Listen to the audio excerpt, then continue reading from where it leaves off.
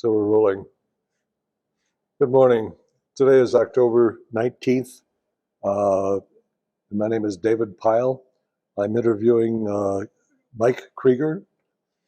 And so we'll begin here, Mike, with a question about your childhood. So if you would, tell us about your childhood and where you were born, where you grew up, and your early education. Well, first off, good morning, David. I was born in Greeley, Colorado on the year of 1966 in the month of August, and lived there for actually just about a week from what my folks said. And we then moved to moved to Inglewood and lived there for about 10 years. That was not the Inglewood. There's two Inglewoods. There's the new Inglewood and the old one. We lived in the old one in this kind of ratty old house. It was just one of those square houses that you see had a gravel driveway. And I remember racing up and down the street in my little two-wheel motor or two-wheel scooter. And my dad gave me the old switch box to the house, and I put it on my scooter, and I thought I was a big time police motorcycle driver. So that was kind of fun. And then we in 1977 we moved to out to Aurora, Colorado, and at the time it was, you could look to the east and there was nothing but plains. And I lived there for 10 years, and then that's when I went into the service, and I lived in, I went to, had my basic at Fort Leonard Wood, and then I had my advanced training at Fort Rucker, and then I did my, regular service in the, in Fulda, Germany, West Germany at the time. Then after that, I moved back to Aurora, got married, lived in Aurora for another 10 years. And then we, after the kids were grown up, we moved out to Lakewood and lived out there for about 5 years. And then we moved back out here to Aurora, and then that's where I've been ever since. Full circle.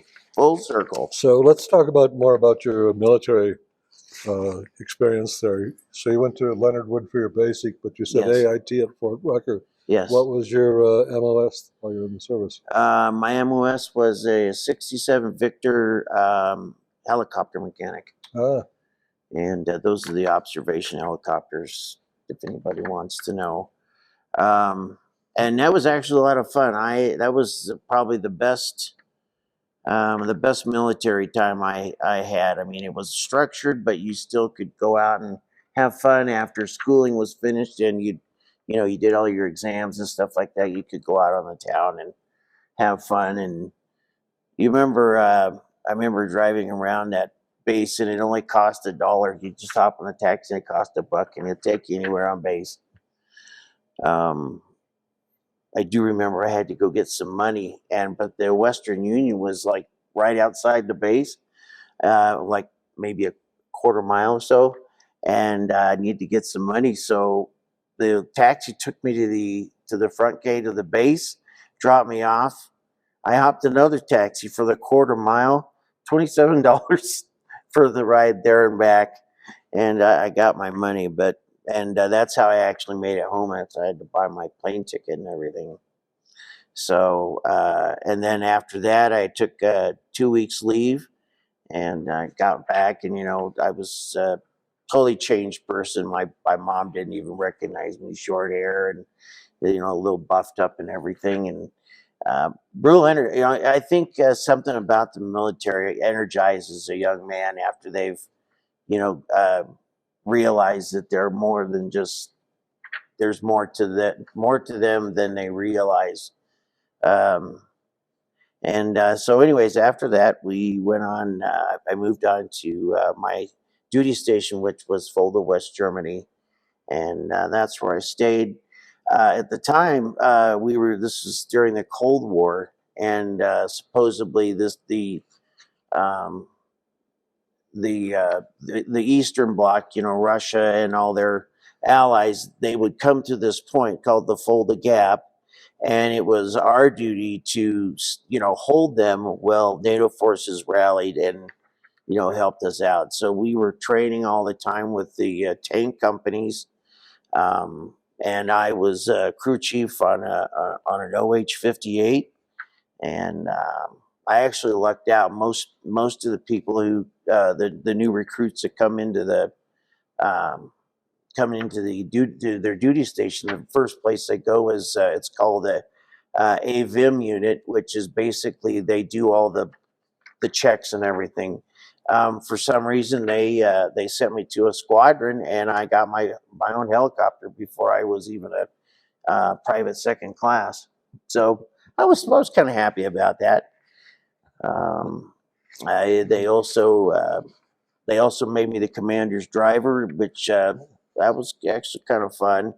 I did a lot more things than a lot of the other soldiers that were in the unit, because the commander always went on special,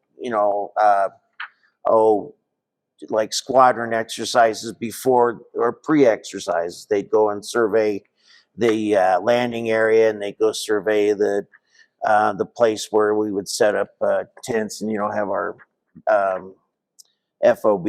So it was kind of nice that we did that, and I stayed there. I did my whole term there in Germany, and then that's where I got out.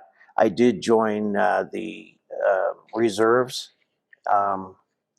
and we did the Air Guard out at Buckley National. It was Buckley Air National Guard at the time, and so we would go out, do our every month, have a weekend of service, go in and work on helicopters or whatever they had decided for us to do. And then the 2 weeks, usually we go to Guernsey, Wyoming. It's some hole in Wyoming, way out north. And that was kind of fun though. We'd always have a live fire exercise, and that was the first time I ever got to shoot a 50 caliber off of an M1 Abrams. So that was kind of fun. And did my term there, and then I got out. How long were you in the reserves? 4 years. So I did 4 years of active, and then I did 4 years of inactive or reservist. And I enjoyed my whole time there. Of course, you always have to deal with the politics, which I guess you get that everywhere, but it seems in the service it's just that much more amplified. But it was okay. It was all right. I think that my military service was probably the biggest. Next to being married, was probably one of the biggest events in my life. Yeah, I'll never forget it. Did you get a chance to travel while you were over there? Yes, I did. I actually went to England, and we not only went to London, we went up north to Scotland, and did some touring up there, and we went to a couple of seaports, and visited some of the old, what do they call those? The clipper ships, with the sails and everything. And I tell you what, I didn't know how they lived back then. It's just amazing. Those ships were so cramped. And well, I guess maybe they were shorter back then or something.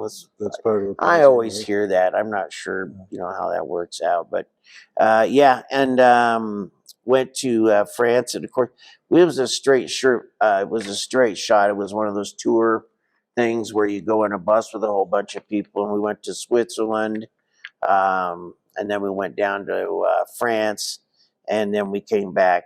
To Germany. Of course, we visited Brussels because we had to go in between there. The Channel Tunnel wasn't built yet I think that they were still under construction, so we had to take the ferry over. That was kind of interesting. A 6-hour ride to go. I don't know how many miles it is, like 25 miles or something on the channel there. Really. Took us 6 hours in the boat. So, yeah, so I did get some traveling done while I was there. That's great. That certainly added to your experience, I'm sure, in Germany there. Oh yes, So, yeah. and a thing you'll never forget or whatever, I'm sure it Yeah. adds to you as an individual in terms of broadening your experience, etc. Now you are So correct. it's like, let's see. So you said something about firing a 50 cal and an M1. What were you doing? M1 Abrams? Is it? Yeah. Actually, it was a joint exercise. What we did is they would have targets down range, and the OH-58 was observation helicopter, and then they would do a dual hit. The M1 would fire at the tank, and then the Cobras would come in and fire at the tank as well to make sure that it was taken out, or there might be multiple targets. And I know that those M1s are fast, but I know they use the Cobra to take out any other um, units that would need resolved or taken out or blown up or whatever. Sure. And so that was they actually let all the because the as part of their training, they kind of wanted the theory is they want the soldiers to be comfortable working anything in any event, just because in a war, in a battle situation, you don't know what you're going to be doing. You might need to jump up on a 50 caliber And a to burning tank. I know, yeah. I mean, it's play just Audie Murphy. well, yeah, exactly. Sort of kidding here. But like, Well, we also they had some AK-47s, so we could familiarize ourselves with our enemy's weapons. That was kind of a neat little weapon to shoot. It's definitely a little different than the M16. right. Yeah, it's got a little bit more of a kick to it, and I don't know. I didn't shoot it for accuracy. It was just more to get a feel for it. Sure. So that was neat. Yeah. So what's your most vivid or fond memory of your experience then while you're in the Army? Well, that's it. I think my most vivid memory is while we were out in maneuvers in Germany. Our convoy was traveling by night down a dirt road, and I think it was in the middle of some guy's farmland. And we were stopped because one of our transportation trucks had gotten a flat. So they were changing the tire on it, and we were just kind of waiting, and looked up in the sky. Me and my friend were looking up in the sky, and we saw something that looked like a satellite, but it was moving really fast.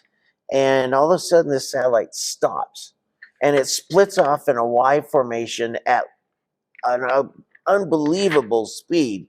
And then both of them went. Both the the things that broke off disappeared into the sky. And I think and not that I'm a UFO nut, but when you see something like that, it just kind of sticks in your mind. And it's like if nobody else saw it, you would think that you might be seeing things. But the fact that several of us saw it just kind of reiterated the point that maybe there are other people out in the universe, or Other beings. other beings, yes, Yeah. or our government's got some really cool stuff that they're working on. Yeah. One of those two. But So, Mike, what do you consider the best part of your military experience? actually, to be honest, I think the best part of it was all of it. If I had to give most of the highlight, I actually, people dread basic training, and I know that it has the movies have always put it out there as something that, you're going to dread because the drill instructors are jumping down your throat and screaming at you. But I realized that, about halfway through that was, I always knew it was going to happen. There was a training schedule. Oh. And it was, you were going to go to this range on this day and this range the next day. This day you'll go to the gas chamber. This day you'll, do a live fire night exercise. And I think that, and that actually started, discipline in me. I realized that, life is more than, being a lump on a rock. And, people depend on you. And it was an honor to be able to serve. And, who would ever think that you would let an 18, 20, 21-year-old work on a $30 million aircraft? I know that the machines today are a lot more complex, but still, there's usually the young people are taking care of that. Right. And I think I was very proud to do that. Yeah. And if I had to do it all over again, I wouldn't change a thing. No. Service, no, I wouldn't change a thing. No. Did you work with Cobras at all? The only thing we did with the Cobras was push them in, help the other crew chiefs push them into the hangars. Yeah. Yeah, our company was split in between two aircraft. We had the OH-58s, which would do the observing, finding the targets, and then we'd have the Cobras. They go and shoot the targets down.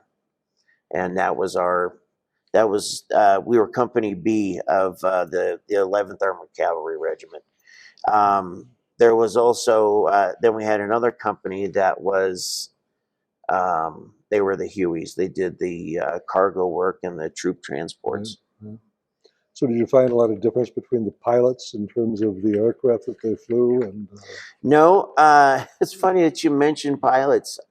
I remember my tail number was 60961. My aircraft number was 961, and the pilot's name was Chief Warrant Officer 3, Mr. Golombiensky. And he seemed like a jolly old soul. well, When we were actually when we would fly down to wherever we were going, he actually let me have the stick a couple times to familiarize me with how the aircraft work. Of course, we were up in the air, and he said, "All right, here you go." And all of a sudden, Mike's tail is sticking way out. We're still flying straight, but now my tail's going. And he let me have it for about a minute, and then he says, "Okay, give it back." enough of that before we crash. Yeah, exactly. Yeah, that's something. So were there any awards or medals that you received with citations or anything like that? Actually, when I was a commander's driver, the amount of driving I did was pretty intense, and I got a citation for safe driving for 10,000 miles. And I got a little knife, a little pocket knife thing that had the unit insignia on it, and it said Mike Krieger drove 10,000 miles without an accident. Yeah, that was the only citation I got. No Article 15s or anything? Do I have to tell you? When I think of citations, I think. Yes, actually, I did. I did receive an Article 15, and it was justified. It was, I got my hand slapped for, it was, what do they call those? They have the two of them, right? They have a company grade and a field grade. Yeah. So I got a company grade, which they took some money out and gave me detention. So, it wasn't very fun, but I guess I deserved it. We all have those things. Yeah, and I'm not going to tell you what I did. That's classified. Well, I tell you, then I have to block the tape out. So your later years then, what about occupations that you had after the service? Well, when I got out originally, I wanted to continue in my aviation career. So I got a job delivering summonses with my wife. It was that, I got married just, I think a year after I got out of the service. Um, but yeah, my wife and I went and delivered summonses while I was going to school to get my airframe and power plant license. I went and got my airframe and power plant license and started looking for a job.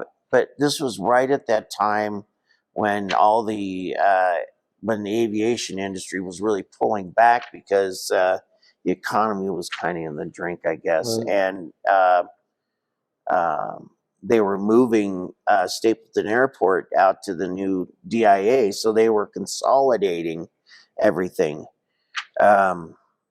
So I have this airframe and power plant license that was kind of useless at that point. I went into, I started doing building maintenance for the city of Aurora.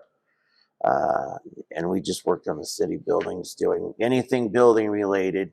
And I kind of built I guess I built my career from that.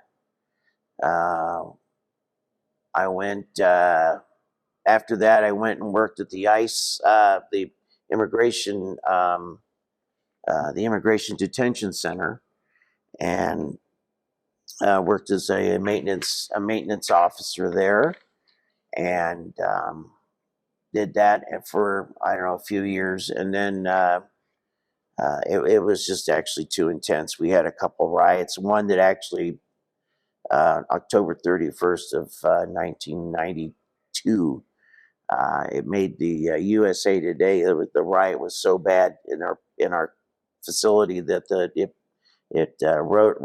Reuters, Associated Press picked it up, and it got put out on USA Today, and of course both the Rocky Mountain News and Denver Post. They were front page articles. Yep, a detainee got loose in one of the dorms and just tore it to pieces, and of course all the rest of the detainees went into a riotous too. I was actually at home at the time, but my supervisor called me in because they wanted my keys to give them to the SWAT team to go in through the back doors. And so I went in there, and I was like, well, I guess I got to pick this mess up. And so I got to clean the riot up after they were done with it. And at that particular point, I decided I don't want to work here anymore.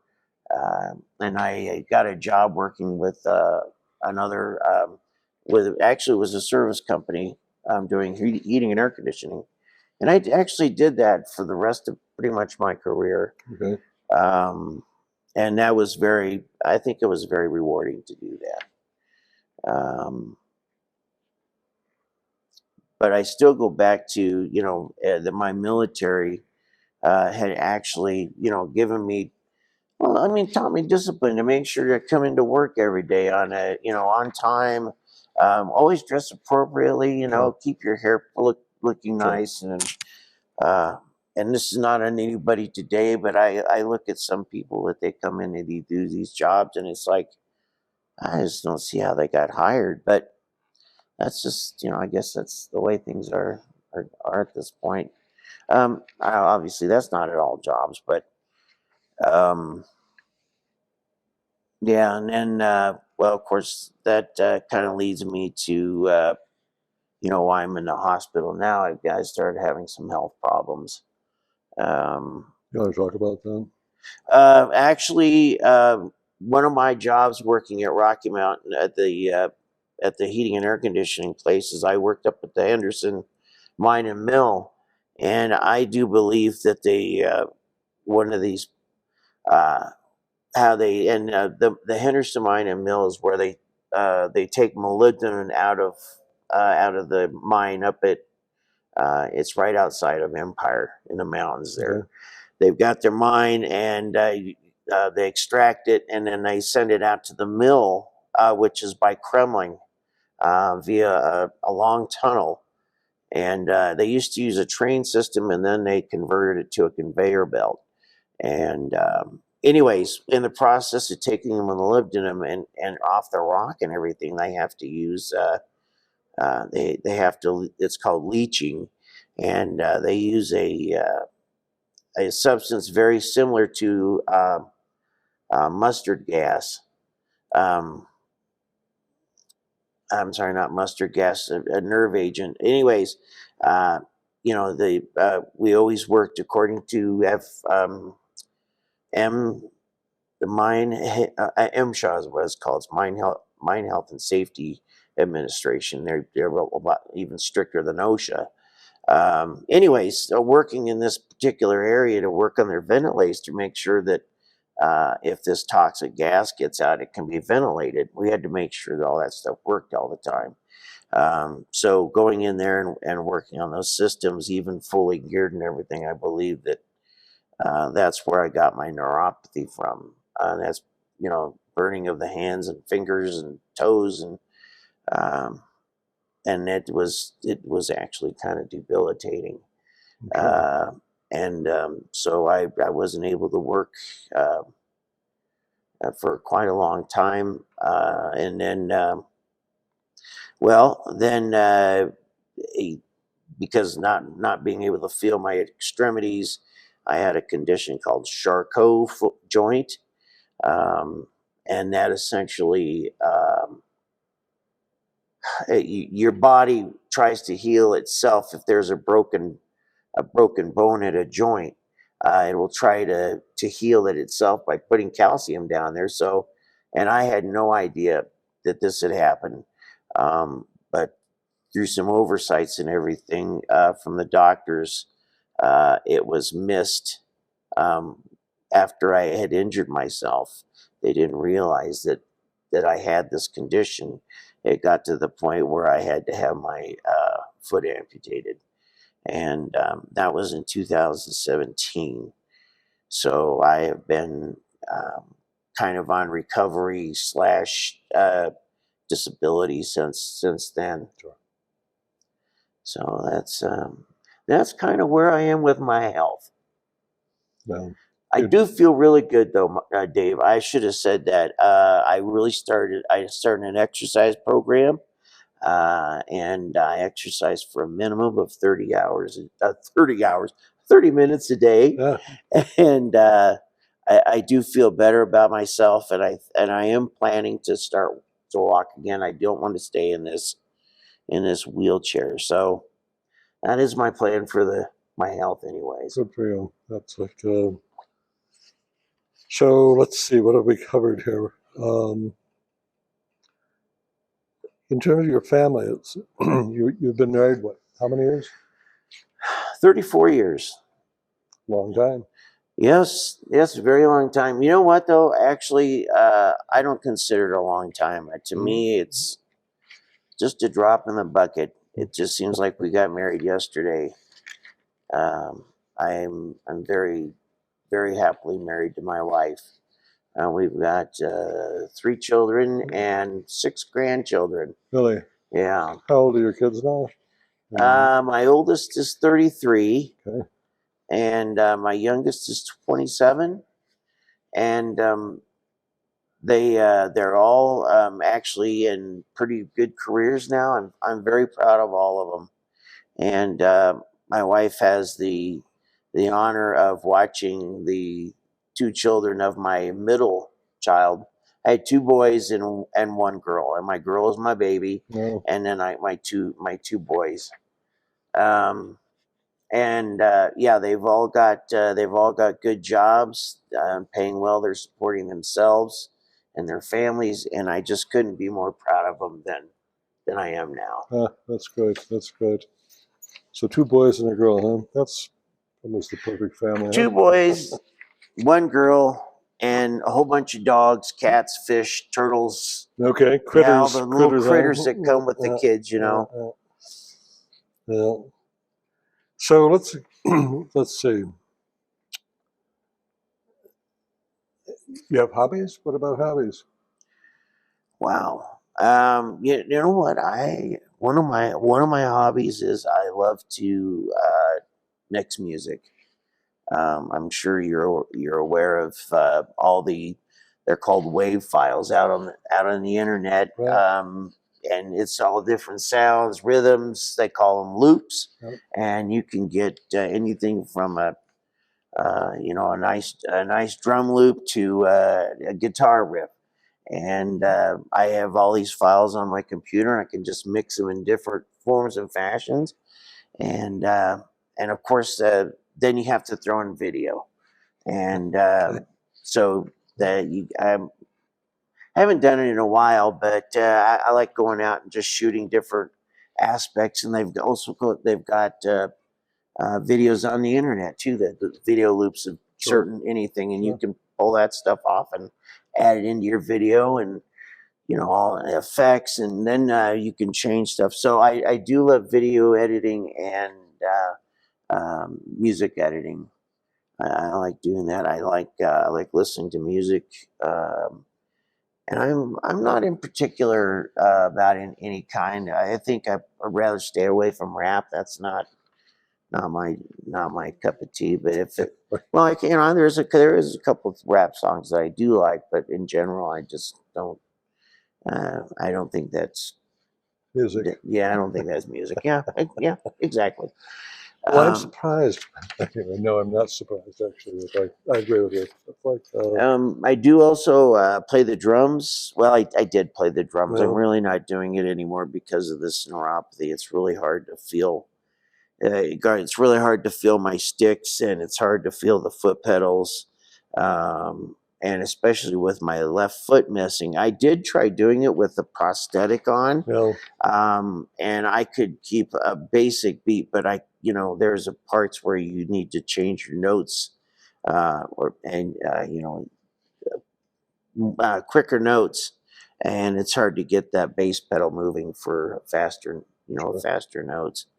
So, yeah, I just mainly stick to the music editing now.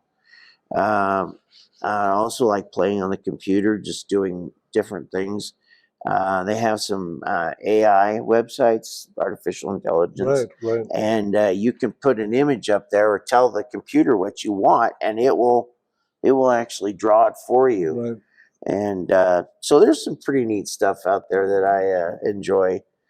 And I think as far as hobbies go, I think actually in exercise, I do consider exercise fun. I only started doing it seriously back in, I'm going to say, May of this year, May of 23. So I've only been doing it for 5-6 months. No, that's great. But You it's take the habit, though, it does, it does, yeah. And really good one to develop there. yeah, it is. If I could encourage anybody to do that, yeah, I would definitely say that's one to do. So let's see, reflections. So how did your military service, how did that affect your life, do you think? Well, I think I kind of alluded to it a little earlier, but I expand upon it. The military really gave me direction. It gave me a sense of purpose. Um, I like I said, wanted to get into the military or the aviation industry after getting out. I didn't know what I wanted to do when I was getting out of high school except go into the military. Um, and of course, once you start doing something, you might realize that you don't like it, and then you have to figure out something else. But it was in this case, I think I found something really worthwhile, because even if I don't work on a helicopter, there are still 100 other things out there that work on the same principles. Sure. And cars, houses, they all have one or more things in there that I could use on that. Another one, well, obviously, that I got from the military is my sense of discipline and self-worth. I think that somebody who's been in the service can always be proud of what they've done. They've served their country. As everybody says, I wrote a blank check to the government with my body, and we had the government had me for 8 years, and I think I got a good return on my investment. No, no, that's true. It's been a profound experience for me Yeah. as well here. It's like, so, what would you like people to know or remember about your personal journey here? That's a good question, What Dave. kind of What life do I? lessons? Not only life lessons, but just I think philosophy. as a philosophy goes, I think I would say, life is always changing. It's always maneuvering. Obviously, as we look at our world today, it doesn't look all that great. But you know what? If you look inside yourself, look inside and say, well, what can I do? What can I do about this? Can you, and I don't know who's religious or whatever, but I think I was such a worth it praying for it. I think that there's always something better on the horizon. It might look bleak right now, and I'm in the military service actually. I think because being disciplined, you just have a sense of better. We were always brought up to, or that we're not. Well, obviously, when you go into the service, they start you out with nothing. They bring you down to you're nothing. You're just a piece of dirt, and they build you up, and you become something. And that's who we are. That's who I am. I am something. And what can I do? Well, right now, my objective is to get myself better. And once that happens, then I'll go from there. I get a job, I volunteer. Who knows? But yeah, I think the military has really given me a big sense of worth. That's great, Michael. So, it says something about a daily motto. Do you have a daily motto? What is that all about? My daily motto is a day that you didn't do anything was a day you didn't learn. Okay. You didn't do anything that day, you didn't learn a thing. And I think you always should learn something every day. Well, that can be a challenge. You know what? Even a simple thing, like talking on the phone to somebody. Maybe you learn that. I don't know. Maybe you learn that if you hit the wrong key, you get somebody else's phone number. I Good don't know. enough. That No, was kind of no, wacky, but it's all a feedback loop for sure. yeah. Well, so is there anything else you'd like to add that we have not covered here? No, I think we covered it, and I think we covered it pretty well today too. That's great, Mike. Michael Krieger, thank you. It's been a pleasure. Thank you, David. I Appreciate really it. appreciate you interviewing me. All right, and I think that concludes for today. I had a question. So, if you remember the first time you talked about a buddy that you had before you guys planned to enlist together, right? Oh, I totally forgot You about want to that. talk about that? You can do that. You can edit it in, Yeah, or absolutely. okay, yeah. You want to do that real quick? Okay. So refresh me on that. Remember at the very beginning, one of the reasons I joined was Okay. because. Okay. Yeah. So let's see. Are we still rolling? Okay. Probably. So you want to just go ahead and go into that story then, if you would? Sure. Yeah. I had this is while we were still in high school. I had a friend who got kicked out of his house. Um, I we had let him live with us, but he wasn't doing anything. He wasn't contributing to the family to living there. And my dad came up with this idea that I think you guys ought to join the service together. That way you can both go out, get out, and get a career going, or at least learn a trade. And so my friend and I went down to the Army recruiter, and we talked to this real pretty recruiter. Oh, I don't remember her name, but she was a knockout. She was really, really gorgeous. So we went through the whole deal. We went down and took the ASVAB and figured out what we were gonna, what might be a good fit for us.